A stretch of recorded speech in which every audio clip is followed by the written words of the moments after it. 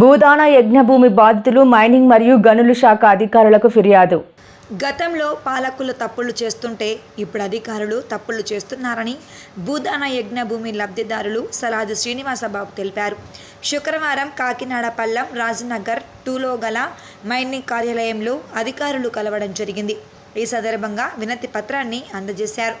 అనంతరం సలాది శ్రీనివాసబాబు, నాగసితి సుజాతలు మాట్లాడుతూ గత 11 సంవత్సరాలుగా మా స్థలాల కోసం పోరాడుతున్నామని, కోర్టులో 4 స్టేటస్ కో ఆర్డర్లు ఉండగా ప్రభుత్వం వారు 2 సంవత్సరాల ఇసుక లీకుకి ఇవ్వడం ఎంతవరకు సమంజసమని వారు ప్రశ్నించారు.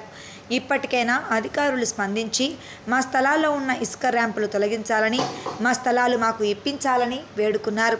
మమ్మల్ని ఇబ్బందికి గురి చేస్తే మాత్రం సహించేది లేదని, ఆమరణ నిరాహార దీక్ష చేయడానికి కూడా సిద్ధంగా ఉన్నామని వారు హెచ్చరించారు. కోర్టు పరిధిలో ఉన్నా సరే అధికారులు ఇలా చేయడం బాధాకరమన్నారు. అందరికీ నమస్కారం అండి. నా పేరు బండారు నాగసితి.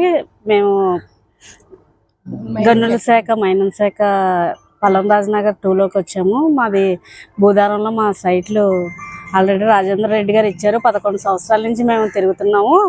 మా పర్మిషన్స్ లేకుండా ఇసుక వేసి ఆల్రెడీ గవర్నమెంట్కి ఇన్ఫామ్ చేసామండి, డిపార్ట్మెంట్కి చెప్పాము. ఆల్రెడీ ప్రతి ఆఫీస్ చుట్టూ తిరుగుతున్నాము, కానీ మమ్మల్ని పట్టించుకోవట్లేదు. మా సైట్లు మాకు కొలిచి ఇవ్వకుండా అప్పుడే 11 సంవత్సరాల నుంచి మమ్మల్ని తిప్పుతూ అద్దెంట్లో ఉండి మాకు సొంత ఇల్లు లేక మేము చాలా ఇబ్బంది పడుతున్నాము. మధ్యతరగతి వాళ్ళకి సైట్లు అనేది ఇవ్వకుండా ఇసుకగా అట్లకి వాడుకోవడం ఎంతవరకు ఇది న్యాయం అనేది మీరు ఆలోచించి మాకు న్యాయం చేయాలని కోరుకుంటున్నాం సార్. అందరికీ నమస్కారం అండి. నా పేరు బండారు సుజాత. కోర్టులో ఉన్న భూమికి స్టే ఎలా ఇచ్చారండి? ఇసుక అదే వేస్తున్నారు. మేము 11 సంవత్సరాల నుంచి నానా బాధలు పడి తిరుగుతున్నాము. ఇప్పుడు వరకు మాకు న్యాయం అనేది జరగలేదండి. రాత్రి వేస్తున్నారండి ఇసుక. ఇల్లు అడిగితే లేదు, మాకు మామూలుగా వేస్తున్నామంటున్నారు.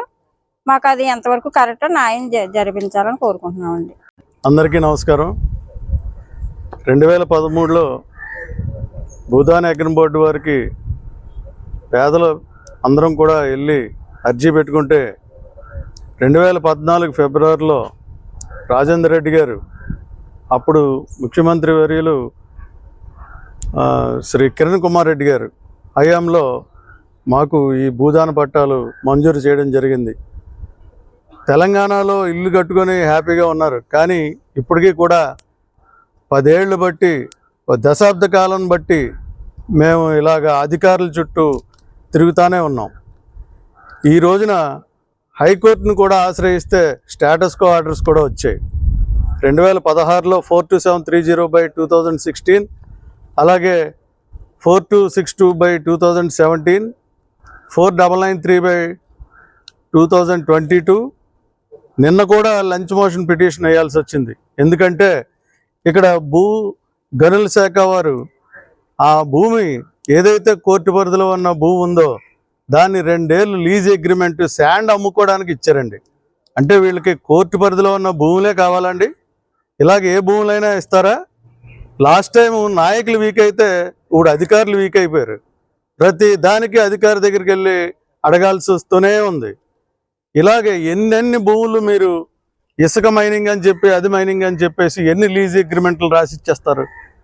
ఇక్కడ 4 స్టేటస్ కో ఆర్డర్స్ ఉండగా మీరు ఎలా ఇచ్చారు అంటే, ఈ గనుల శాఖ ఆఫీస్లో వాళ్ళ అసిస్టెంట్ గారు చెప్పారు, ఇది మాకు కలెక్టర్ గారు చూపించారండి అని. అయ్యా కలెక్టర్ గారు, మేము లబ్ధిదారులను అడుగుతున్నాం మిమ్మల్ని, మీకు అంత లీజ్ అగ్రిమెంట్ ఇవ్వడానికి అంత పర్మిషనే ఉంటే దయచేసి మా పేద ప్రజలకి ఇల్లు కట్టుకోవడానికి ఇవ్వండి, మీరు అలా ఎందుకు ఇస్తున్నారని చెప్పేసి మేము అడుగుతున్నాం.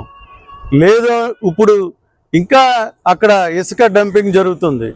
నిన్న రిట్ పిటిషన్ నెంబరు లేటెస్ట్గా వేసాం 13544/2025. ఇది లంచ్ మోషన్ పిటిషన్ జరుగుతుంది. అయినా కానీ ఇంకా అక్కడ ఆగలేదు. జడ్జి గారు జీపీ గారికి చెప్పారు, దయచేసి అక్కడ ఆఫ్ చేయండి అని చెప్పి. అయినా కానీ అక్కడ ఆగట్లేదంటే ఇక్కడ అధికారులు ఎంత కోర్టుని ధిక్కరణ చేస్తున్నారనేది ప్రజలు గమనించాలి. అలాగే మీరు అంత ఇదే ఉంటే ఇంకొకటి విఎస్ లక్ష్మి కాలేజ్ దగ్గర ఉన్నదండి, లాస్ట్ టైం అక్కడ ఉపయోగించారండి అని చెప్పి జేసీ గారికి కూడా మొన్న స్పందనలో మేము చెప్పడం జరిగింది. అలాగేనమ్మా అని చెప్పి మాకు మాట ఇచ్చి మాట తప్పి ఈ రోజున మా యొక్క భూమిని ఇలా వాడుకుంటున్నారు.